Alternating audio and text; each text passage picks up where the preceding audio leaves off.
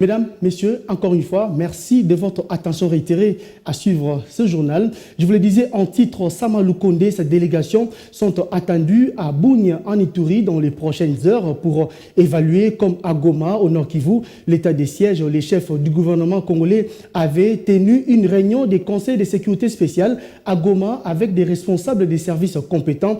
Le Premier ministre a apporté un message de soutien aux forces armées loyalistes engagées dans les opérations de neutralisation des groupes terroristes locaux étrangers dans cette partie du territoire national. La restauration de la paix reste l'une des priorités du gouvernement congolais. Sama Lukonde a aussi échangé avec des humanitaires œuvrant dans le Nord Kivu. Des détails dans ce reportage de Fezamika aux images de Gaëtan Magalano.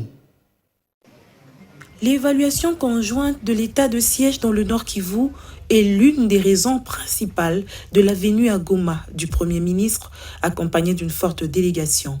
Aussitôt arrivé, il était impérieux de se faire une idée exacte sur la situation sécuritaire, d'où la tenue de la réunion de sécurité présidée par Sama Lukonde. Autour de lui, les membres du gouvernement, le chef d'état-major général, le commissaire général de la police nationale congolaise, des officiers militaires et policiers, le gouverneur militaire, le maire de Goma, ainsi que quelques membres du cabinet du Premier ministre. L'objectif est de recueillir les points de vue des différentes parties prenantes en vue de dégager des nouvelles orientations. Bien avant, le Premier ministre était face aux humanitaires œuvrant dans cette partie du pays.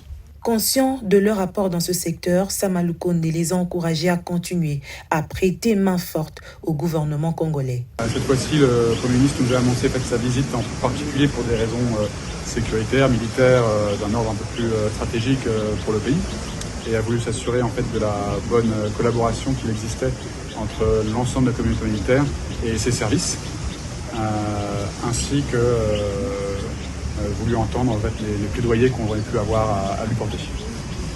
Le Premier ministre entend échanger avec les différentes forces vives de cette province durant son séjour.